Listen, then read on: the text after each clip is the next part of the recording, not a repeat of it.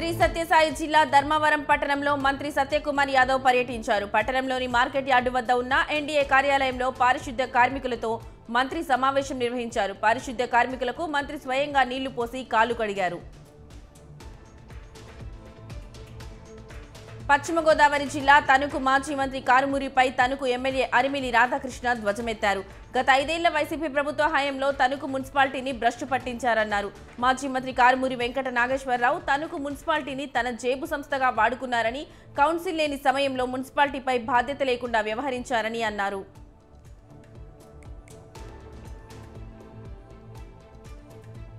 హైదరాబాద్ వక్ఫ్ సవరణ బిల్లుకు వైఎస్ఆర్ కాంగ్రెస్ పార్టీ వ్యతిరేకంగా ఉంది. వక్ఫ్ amendment bill AJC chairman Jagdambika పాల్కు వక్ఫ్ సవరణ బిల్లును వ్యతిరేకిస్తూ జేపీసీ మెంబర్ విజయసాయిరెడ్డి, మాజీ ఎమ్మెల్యే హఫీజ్ ఖాన్ వ్రాతపూర్వకంగా అందజేశారు. వక్ఫ్ బిల్లుపై టీడీపీ డబుల్ గేమ్ ఆడుతుందని హఫీజ్ ఖాన్ తెలిపారు.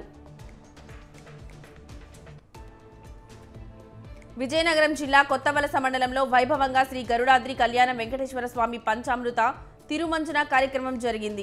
భాద్రపద బహుళ ఏకాదశి సందర్భంగా ప్రత్యేక పూజలు, అభిషేకాలు నిర్వహించారు. 108 సుగంధ ద్రవ్యాలతో స్వామివారికి అభిషేకం చేశారు. అనంతపురం జిల్లా గుంతకల్ పట్టణంలోని రాజేంద్రనగర్లోని శ్రీ వెంకటేశ్వర స్వామి దేవాలయంలో వైసీపీ నేతలు ప్రత్యేక పూజలు చేశారు. చంద్రబాబు నాయుడు మాట్లాడిన మాటలు అప్రతిష్ట పాలు చేసే విధంగా ఉన్నాయన్నారు.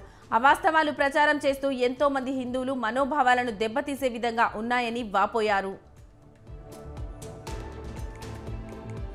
సిద్దిపేట జిల్లా కోర్టులో జాతీయ లోక్ అదాలత్ నిర్వహించారు. కార్యక్రమాన్ని జిల్లా ప్రధాన న్యాయమూర్తి సాయి రమాదేవి జ్యోతి ప్రజ్వాలన చేసి ప్రారంభించారు.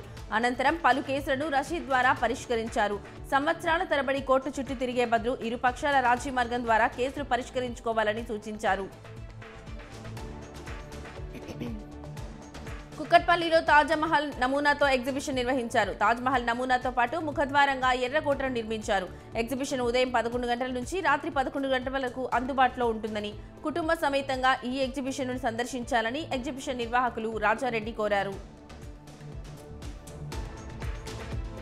కర్నూలు జిల్లా పెద్ద కడుగూరు మండలం బాపలదొడ్డిలో గుర్తు తెలియని దుండగులు అర్ధరాత్రి వైఎస్ రాజశేఖర రెడ్డి విగ్రహాన్ని ధ్వంసం చేశారు.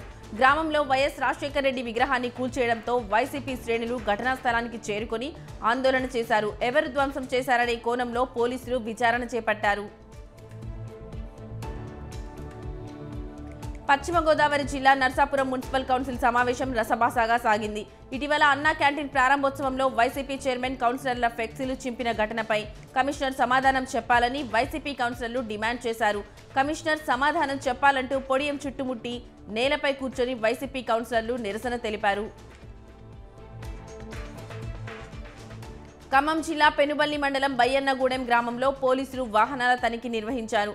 బైక్ పై గంజాయి తరలిస్తున్న యువకులను ఎక్సైజ్ పోలీసులు పట్టుకున్నారు. భద్రాచలం వైపు నుండి గుంటూరుకు అక్రమంగా తరలిస్తున్న 5 కిలోల గంజాయిని స్వాధీనం చేసుకున్నారు.